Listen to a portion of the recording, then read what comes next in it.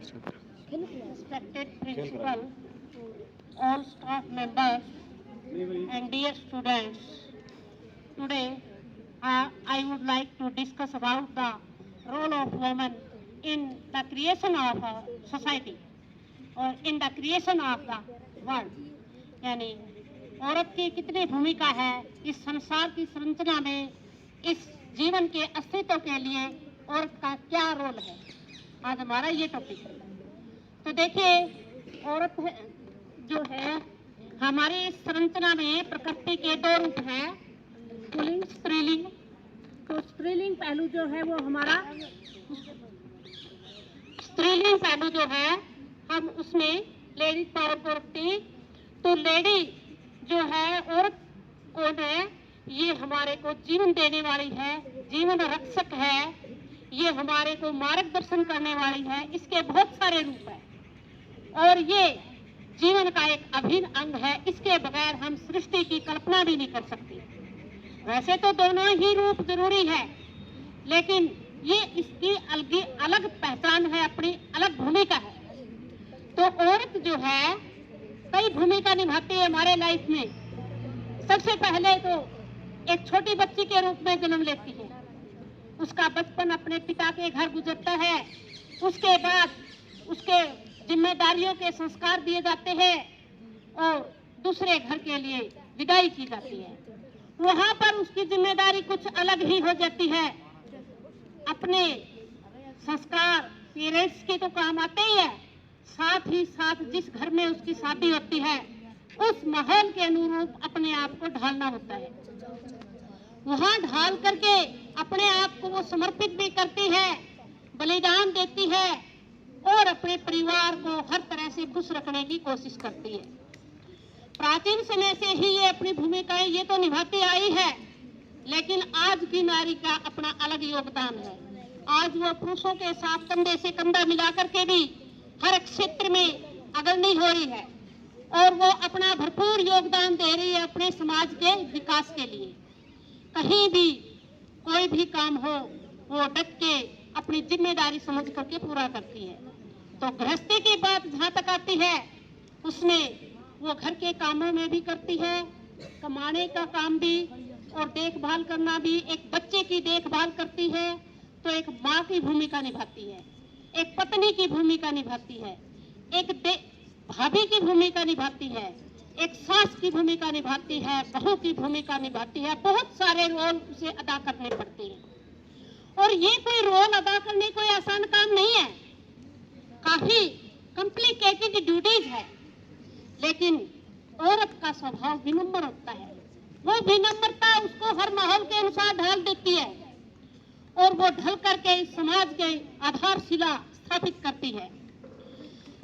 लेकिन अभी मैं और भी जारी रखूंगी अभी नहीं। तो जैसे आज की नारी शिक्षित होकर के अपने रोजगार के प्रति जागरूक है, सजग है, अपनी जिम्मेदारियों के प्रति जागरूक है और आज वो बराबर अपनी भूमिका दे रही है।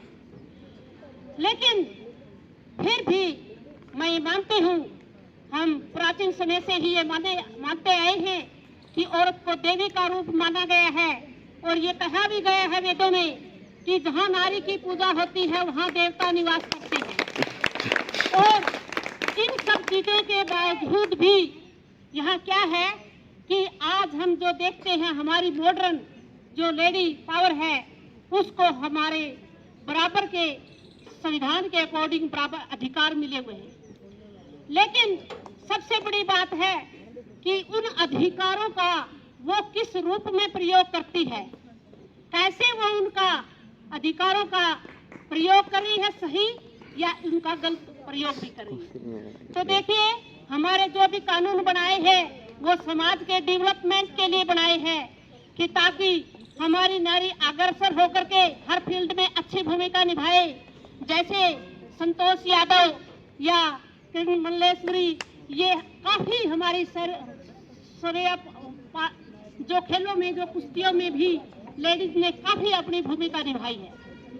लेकिन फिर भी कहीं न कहीं कोई न कोई गलती इंसानों से ही होती है। और औरत के अंदर भी कुछ कमियां हैं, मैं उनके ऊपर भी प्रकाश डालना चाहूंगी। आज की जो लेडी है अपने अधिकारों के प्रति जागरूक है, लेकिन विडंबना की बात है कि वो कर्तव्यों को भूलती जा रही है।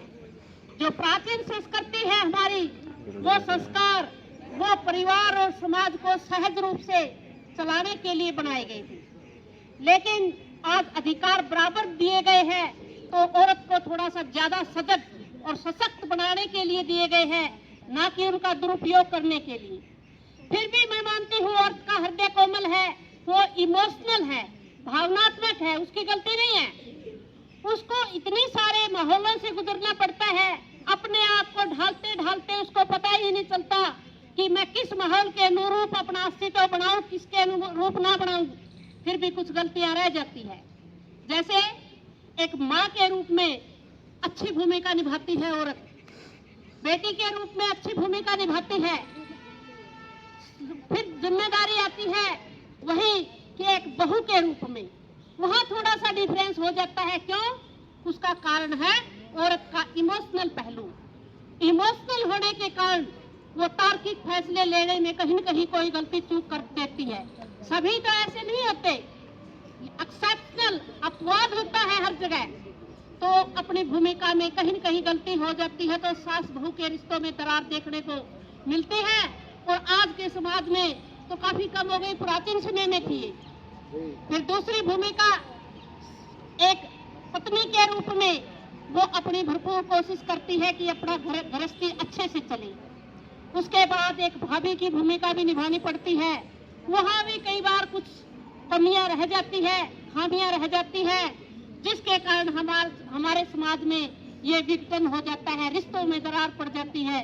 और आजकल तो ऐसे केस है कि पढ़ी लिखी नारी ही ज्यादा तलाक डाइवोर्स के केसों में अपनी अहम भूमिका निभा रही है। पढ़ाई इसलिए नहीं कराई जाती औरत को कि वो अपने संस्कार को भूल जाए और अपने अस्तित्व में हट करके कुछ अलग करते करते ये भूल जाए कि मेरी इस समाज के निर्माण में कितनी भूमिका है। उसने अपना भरपूर योगदान दिया है, देती रहेगी, लेकिन अगर तार्किक तरीके से देखें तो हर रिश्ता महत्वपूर्ण होता है। उस रिश्ते के अनुसार अगर वो ईमानदारी से अपनी भूमिका निभाए तो उस वर्गीय संरचना जैसी कोई भी नहीं है। वो देवी का रूप है, वो परमात्मा की सुंदर करती है। धन्यवाद इन्हीं शब्दों को।